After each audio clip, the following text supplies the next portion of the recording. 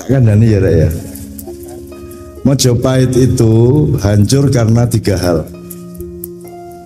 Satu, karena ada luapan lumpur sangat besar sehingga pertanian rusak dan infrastruktur ekonomi Mojopahit hancur. Itu di daerah Delta Mojokerto di Desa Canggu, Metune. Itu ada 5 titik lumpur.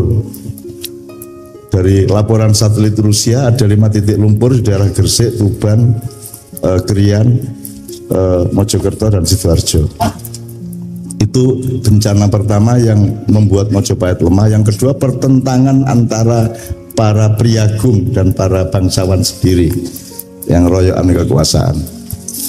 Prabu Brawijaya kelima itu punya anak sejumlah 117. Untung ada Sunan Kalijogo yang mendistribusi peran mereka di banyak tempat di seluruh Indonesia, diberikan sehingga orang Jogja, orang Kebumen, orang Purworejo, orang Gunung Kidul, orang Bantul semua itu turunan Brawijaya ya, yang pimpinan-pimpinannya. Nah, bencana yang kedua adalah pertentangan antara para bangsawan. Bencana ketiga adalah datangnya Portugis ya. Jadi tidak ada pertentangan dengan Islam. Karena selama ini banyak asumsi bahwa hancurnya Mojopahit karena datangnya Islam. Pernah terjadi bentrok dengan kelompok Islam, yaitu bapaknya Sunan Kudus yang namanya Sunan Ngudung, sehingga Sunan Ngudung mati dibunuh oleh anak keduanya Brawijaya V yang namanya Adipati Terung, yang waktu itu menjadi pangapnya militer Mojopahit. Tapi kemudian Sunan Kalijogo ambil inisiatif luar biasa, mengutus Sunan Kudus yang bapaknya mati di Mojopahit dengan 8 orang anggotanya untuk menuju Mojopahit, membawa suratnya Sunan Kudus berpakaian putih-putih dan kuda putih, yang suratnya isinya adalah bahwa Sunan Kudus, itu surat Sunan Kalijogo, Sunan Kudus dengan kedatangannya ini ingin menyatakan bahwa dia sudah mengikhlaskan matinya bapaknya dan sudah memaafkan yang membunuhnya dan mengajak bersama-sama untuk mencari kebenaran ya. Pebener lan kawicaksanan. Ini cerita sedikit untuk ngelapai Wawan.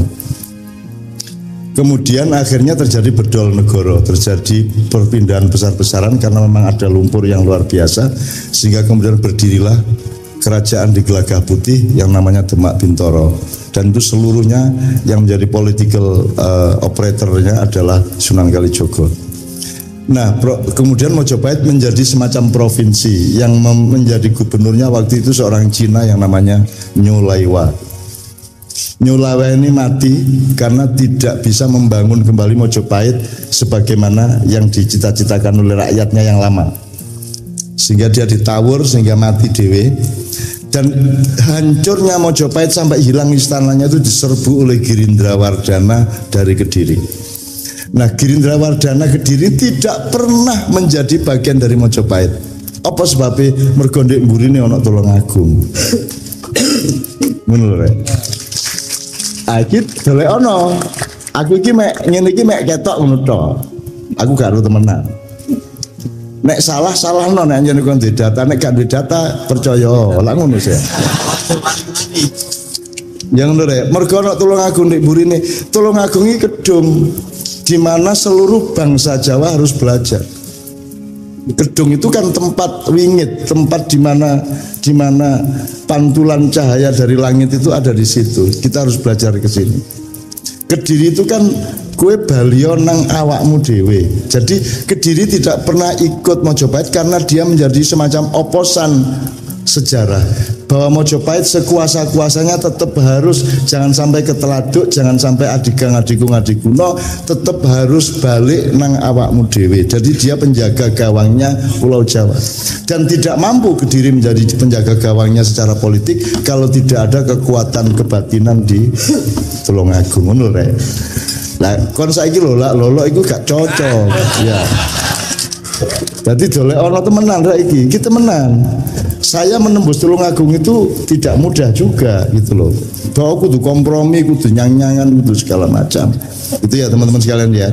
Oleh karena itu mudah-mudahan Blitar, Kediri, Tulungagung pada suatu hari akan menemukan peran sejarahnya untuk seluruh Nusantara Republik Indonesia. Kalau kalian tidak tahu siapa diri kalian sebagai pemain bola, ya gak iso nyaduk bal nang ndi lah ngono harus ngomong. Maka temukan. Jombang saja sampai hari ini itu belum bisa menentukan hari lahirnya kapan. Jadi kalau ono ulang tahun kota Jombang gurung ono sampai saiki. Mergo sampai saiki gurung ro. Tak wis ah. Jeneng Jombangnya gak ro iku asal usule iku apa? Iku jeneng wong ta jeneng warna ta jeneng kembang ta jeneng wit. Anda juga nanti saya bisa kasih bahan kepada Anda bahwa di Pulau Jawa ini hampir semua nama-nama desa itu umumnya diambil dari nama pohon. Tanjung, Mojo, apa menalian Jati. Apa sebabnya wit jati itu disebut jati? Itu kan sing jenengno wong Jawa.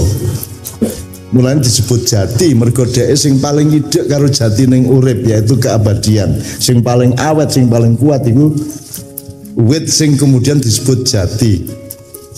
Mulanya ketika Sunan Kalijaga gak nyejo nugel ndase orang-orang iku terus digaduk meneh dikei serpian kayu jati, gak kayu trembesi. Ya kayu jati.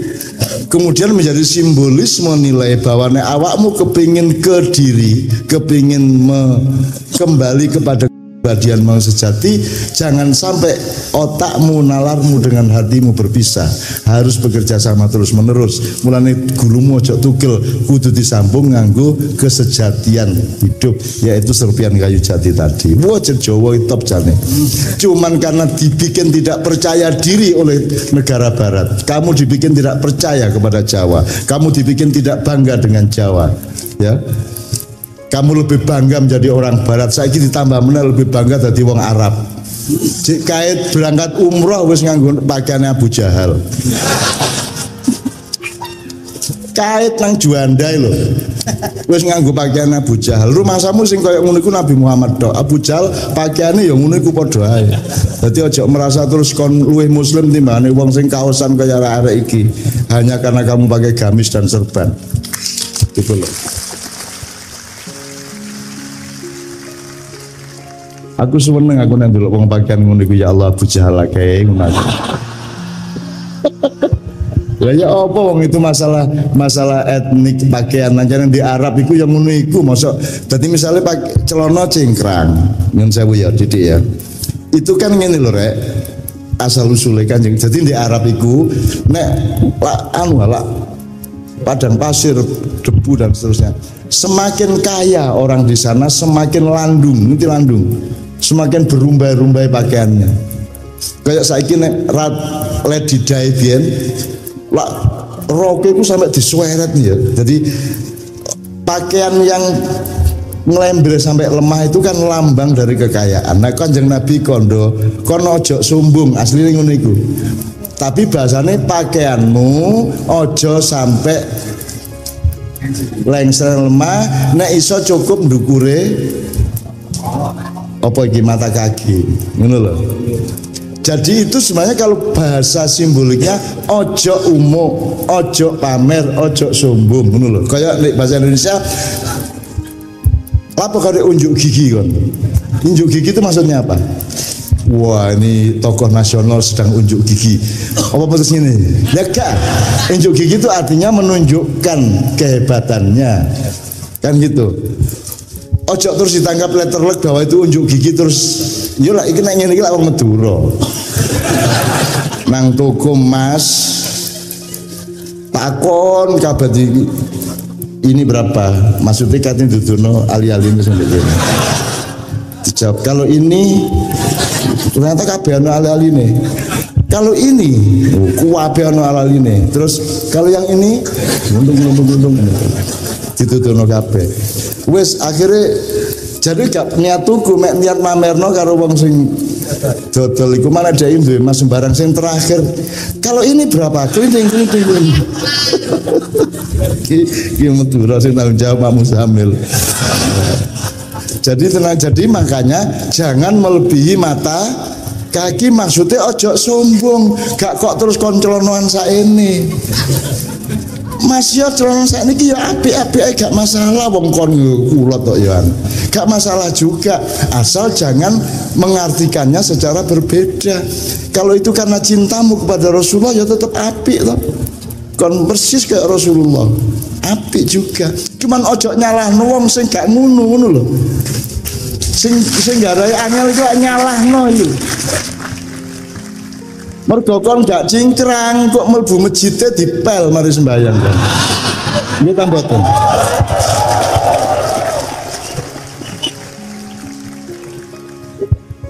Mergo kon iku najis. Mulane kon nek teko runu nggo kok karo arek 30 tapi ora ngono. Nang masjidnya. Terus sembayangnya harus itu. Sembayang liyane ngenteni di warung kopi, sembayang, dipel, ganti situk, mari ngepel situk meneh, dipel meneh, ganti situk meneh. Jadi kira-kira sedina ngepel ping 30. Itu teman sekalian, oke ya. Gus Dur iku apa meneh? Guyon ae. Aku anggere kepethuk Gus Dur gak tau serius. Gus, iki aku wis nang Pak Harto, wis nang Hamzah Has, P3, aku wis nang Golkar, Akbar Tanjung. Dalam waktu 1 hari ini saya bereskan, semua akan milih sampean, Habibie kalah. Engko sore jam 5 sampean jadi presiden. Ngene. Iya ya. Saya gak tepak kabeh. Berikut ini Mas Doni, Pak Joko dan teman-teman yang lain akan mencoba membawakan satu nomor untuk supaya kita bisa mulai melihat ke belakang, supaya ke depannya bisa lebih jauh nanti Indonesia dengan putaran 700 tahun. Jadi ilmunya Nabi Khidir lah, kan pertama bocorno kapal saiki, terus mari ngono mateni arek cilik, karena pertimbangannya arek cilik iki mene-mene dadi wong kuat tapi kafir, dadi kabeh iso kalah karo arek iki. Berarti masa kini, masa depan. Terus mari ngunu menegakkan pagar itu ada simpanan harta benda masa silam. Jadi urip iku masa kini, masa depan, masa silam. Masa kini, masa depan, masa silam, terus muter. Mulane awakmu nek muring-muring nang anakmu mesti urutane ngono iku. Kon bluran-bluron, bolos-bolos iku gak sekolah. Kan dadi apa kon meneh-meneh lah ngono. Sebenarnya kalau Jawa sama Islam itu kayak tumbuh ketemu tutup. Hampir tidak ada ilmu-ilmu Jawa yang bertentangan dengan Islam, yang positif, yang baik-baik. Semua sejalan sama Islam. Sebelum ada wa may ya'mal mithqala dzarratin khairan yarah wa may ya'mal mithqala dzarratin syarran yarah, wong Jawa wis duwe ngunduh ing pakarti. Ya ra. Orang Jawa sudah punya pengetahuan-pengetahuan yang hasil dari ijtihad, ya, sehingga orang Jawa mengerti apa yang baik dan yang buruk dalam kehidupan meskipun waktu itu belum ada Islam datang. Bahkan orang Islam mengerti orang Jawa mengerti manajemen yang tingkatnya sangat tinggi melebihi masyarakat Barat sekarang dengan bukti-bukti seperti Borobudur, seperti banyak sekali peradaban-peradaban yang lain di Pulau Jawa dan di seluruh Nusantara. Meskipun mereka tidak pernah kuliah, tidak pernah didatangi ilmu-ilmu Barat. Jadi ilmu Barat itu nek nganggo carane wong Merapi, wong masyarakat Merapi itu ada istilah Jawane digawa, Jawa digawa, Arab digarap, Barat diruat. Jadi ojo terus awakmu dilek Barat, ojo dilek Arab, ojo dilek Jawa. Tapi awakmu sing kudu mengunyah Jawa, mengunyah Arab, mengunyah Barat. Ya, mengunyah Islam, mengunyah Barat. Karena pelakunya adalah Anda, bukan Islam. Islam tidak bisa hancur karena dia bukan subjek, dia bukan pelaku, dia bukan manusia. Islam itu alatmu, inspirasi dari Allah untuk kamu pakai untuk Mama Yuhayuning Bawono. Mama Yuhayuning Bawono wis lahir sebelum ada kata rahmatan lil alamin. Gitu ya. Jadi Anda jangan meninggalkan Jawa Anda. Setelah perang salib selesai, ya, kemudian di Eropa terjadi apa yang namanya Renaissance, yang mereka menyebut masa pencerahan. Terus terang sebenarnya itu adalah itu masa kegelapan untuk bangsa Timur. Portugis datang, Belanda datang untuk membuat kita gelap pekat. kita menjadi tidak percaya diri kepada apa yang pernah dicapai oleh nenek moyang kita. Pak Muzamil tadi mengatakan semua ilmu-ilmu yang sekarang dikembangkan oleh dunia barat ditemukan awalnya oleh sarjana-sarjana Islam. Untuk contoh aja, kalau kimia siapa? Al-Kindi apa Al-Kindi? Al-Farabi apa? Ibnu Sina apa? Semua dasar-dasar ilmu pengetahuan barat sekarang itu dasarnya dari penemuan-penemuan Islam di abad pencerahan waktu itu. Nah, begitu barat mengalami pencerahan, itu sebenarnya mempersempit manusia dari kelengkapan ahsanut takwim menuju materialisme dan sekarang menjadi kapitalisme dan sekarang memuncak menjadi kapitalisme liberal, bahkan ultraliberal dan maniak liberal hari ini. Sesungguhnya semua pembangunan di Indonesia itu menentang Pancasila, karena Pancasila itu bukan membangun materi tapi keadilan sosial. Jadi mereka yang mengaku-ngaku Pancasila, mereka sebenarnya adalah pelanggar Pancasila secara nilai dan substansi. Nah, Anda sebagai generasi yang akan membangun Indonesia di 700 yang ketiga, seperti kata Mas Wawan tadi, Anda harus menemukan kelengkapan. Barat tidak jelek, tapi kudu diruat. Arab dengan Islamnya, bedakan Arab karo Islam rapodo. Ono bedane. Arab ora podo karo Saudi. Saudi ora podo karo Quraisy ora podo karo Badui ora podo karo Islam. Jadi Islam tidak sama dengan Arab, tidak sama dengan Saudi, tidak sama dengan Quraisy maupun Badui. Anda harus bisa memilah. Kowe kudu ngerti nek sing iso kok delok kuwi ini. Kalau Anda ke laut yang Anda ambil itu airnya, tapi Anda tidak bisa mengambil ombaknya. Kan gitu. Anda bisa mengambil, bahkan kalau Anda ngelihat wong wedok ayu, kuwi sing ketok kuwi raine dudu ayune. Yang ayune itu kesadaran software. Tapi kalau raine, kok rayo apa ya? Wajahnya. Prejengane, itu sing ketok prejengane. Tapi indahnya itu software, betul enggak? Indahnya tidak kelihatan, software tidak kelihatan. Jadi teman-teman sekalian, tolong tiga ilmu itu dicerminkan di dalam harmoni proses Anda. Kiai Kanjeng hanya memberi contoh di sini, lihat Jawa tetap menjadi dasarnya karena kita orang Jawa. Islam kita terima karena Jawa itu saampuh-ampuhe tetap gak iso nemokno sing Islam ngekei. Jadi Anda cari Allah, cari Tuhan, sapa to jane sing kuwasa, terus ketemu Sang Hyang Wenang, Sang Hyang Widi, Sang Hyang Tunggal sak piturute. Sampai ana malaikat jeneng Betara Wisnu, Togog, Panembahan Ismaya, Betara Bayu sak piturute. Ya, itu gambaran dan imajinasi mbah-mbah kita tentang peran-peran langit, peran-peran rohania. Tapi mereka tidak tahu persis. Yang bisa ngasih tahu persis tentang semua itu adalah Allah sendiri. Allah mengatakan Qul huwallahu ahad. Jadi kita tahu dia namanya Allah, dia ahad. Terus dia ngomong tentang, oh aku duwe Jibril, aku duwe Mikael, aku duwe Israfil, aku duwe Israel, aku duwe Kanzul Jannah, aku duwe iblis, aku duwe dajjal, aku duwe Sakhlatus Syamsi, aku duwe Zabaniyah, aku duwe malaikat Salim sing njupuk lempung di Pulau Jawa dibawa ke langit 7 untuk dijadikan patungnya Adam ketika pertama diciptakan, dan seterusnya. Cerita ini wakeh, dan orang Jawa sudah menemukan yang lebih detail daripada khasanah-khasanah para sarjana Islam. Jadi ojo ngremehno Jawa, karena tujuannya dunia barat sesungguhnya Yahudi dan globalisasi ini adalah menghancurkan Indonesia. Karena kita kaya raya supaya bisa dikuasai dan dirampok, dan cara menghancurkan Indonesia adalah satu, menghancurkan Jawa, nomor dua, menghancurkan umat Islam. Jadi Anda dibikin tidak percaya diri kepada Jawa, tidak percaya diri kepada Islam. Nek kamu pertahankan Jawamu, kamu pertahankan Islammu, kemudian kamu gunakan Barat untuk memperkuat dan mempercanggih pengetahuanmu, insya Allah kamu menjadi pemimpin masa depan yang sebaik-baiknya.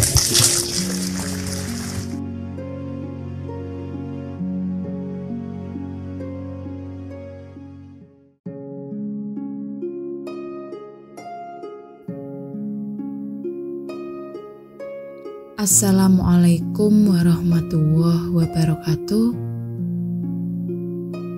Pemimpin masa depan. Dalam silang sengkarut dinamika politik yang terus berkembang, kita seringkali dihadapkan pada beragam karakter calon pemimpin yang muncul dalam kontestasi pemilihan umum. Namun, dalam perjalanan mencari pemimpin yang ideal, terkadang kita harus melihat melampaui gaya bicara, kepercayaan, dan akting yang menjadi sorotan banyak orang. Mari kita mencoba merentungkan fenomena tersebut dengan sudut pandang yang realistis.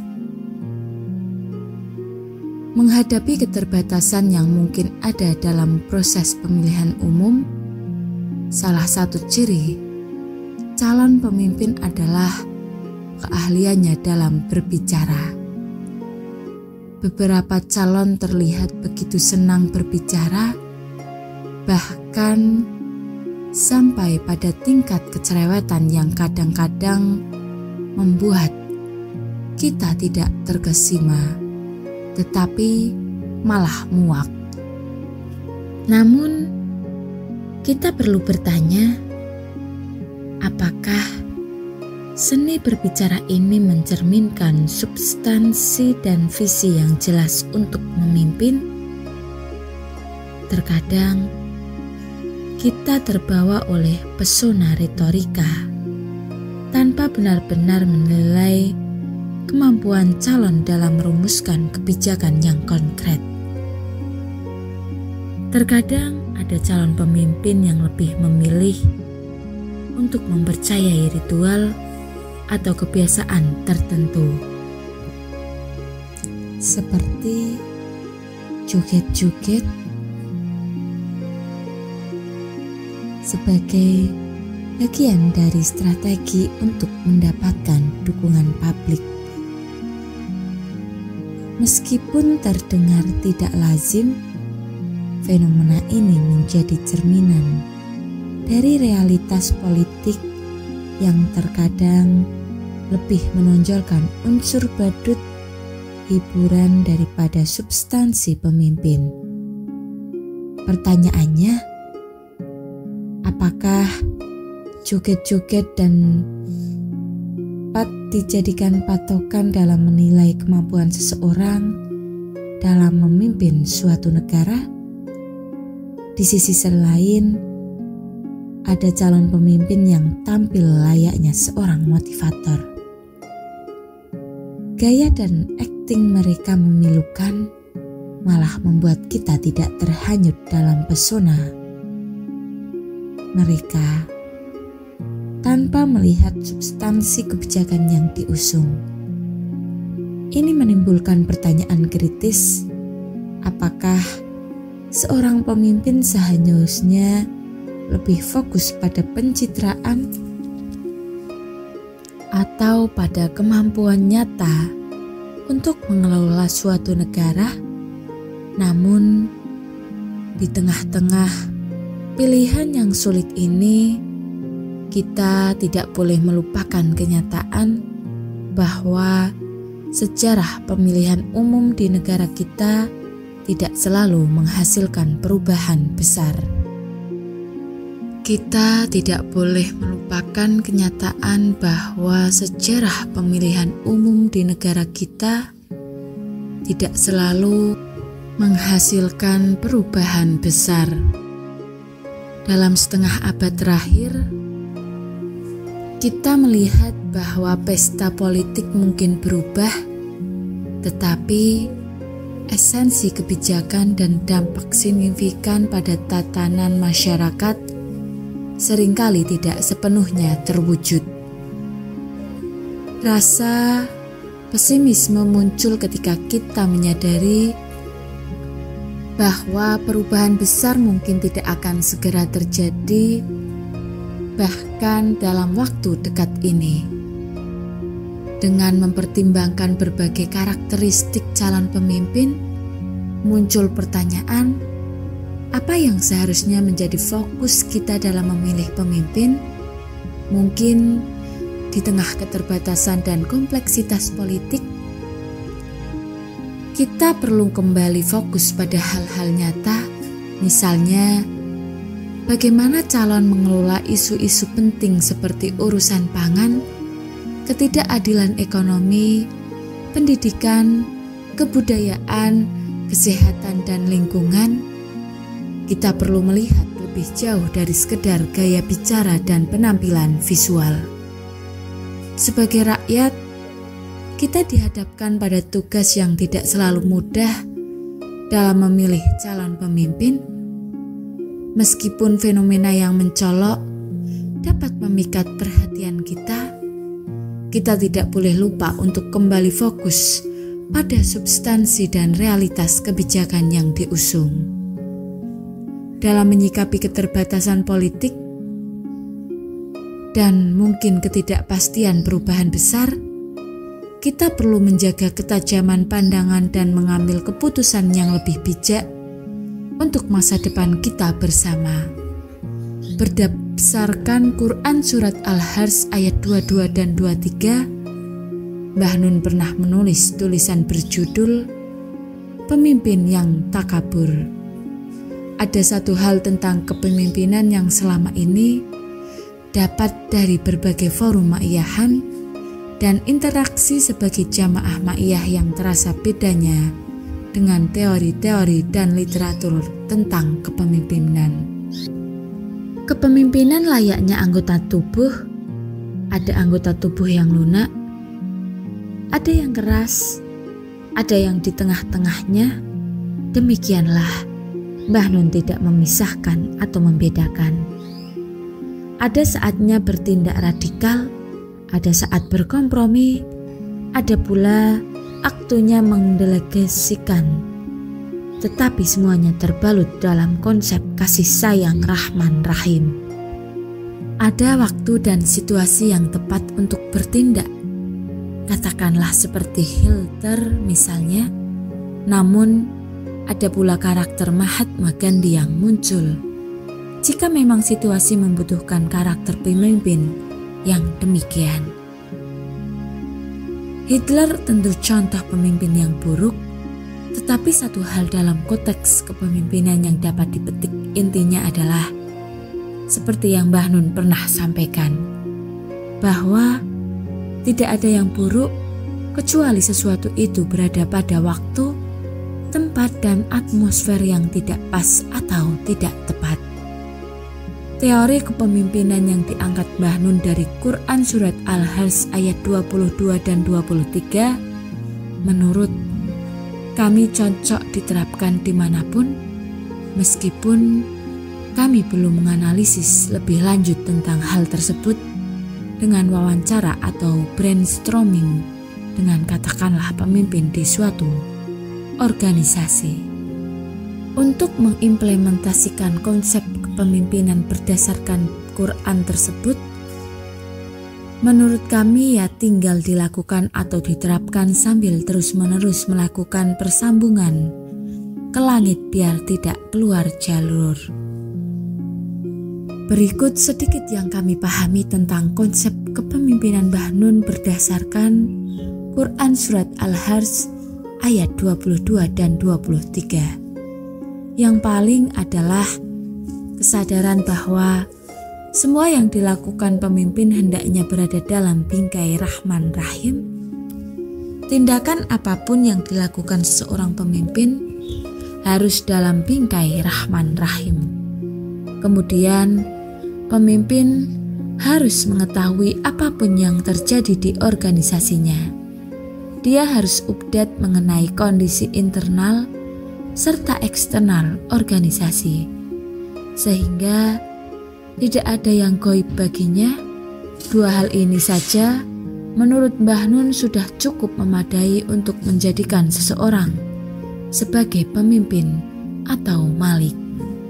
Lebih dalam lagi, berikutnya yaitu Al-Qudus pemimpin harus suci terutama dari yang mendasar, niatnya, sehingga tindakan apapun yang dilakukannya murni karena memang itu yang seharusnya dilakukan. Bukan karena ada kepentingan pribadi misalnya, kemudian assalam dengan bekal Al-Qudus, pemimpin berfungsi sebagai assalam yang menyelamatkan. Ya menyelamatkan dirinya pribadi, ya individu dalam organisasi, ya organisasinya. Ini agak sefrekuensi dengan Al-Mukmin yang mengamankan, namun penafsiran kami atas tulisannya Mbah Nun yang mengamankan itu tampak lebih ke lingkungan eksternal organisasinya. Dari yang lingkup kecil pada keluarganya, keluarga karyawannya, masyarakat sekitar perusahaan, sampai pada lingkup yang lebih besar seperti negara. Lantas Al-Muhaimin, pemelihara oleh Mbah Nun berada atau dikumpulkan dalam kesatuan dengan Assalam dan Al-Mukmin. Sekian yang dapat kami sampaikan. Mohon maaf apabila terdapat kesalahan dalam penyampaian. Wassalamualaikum warahmatullahi wabarakatuh.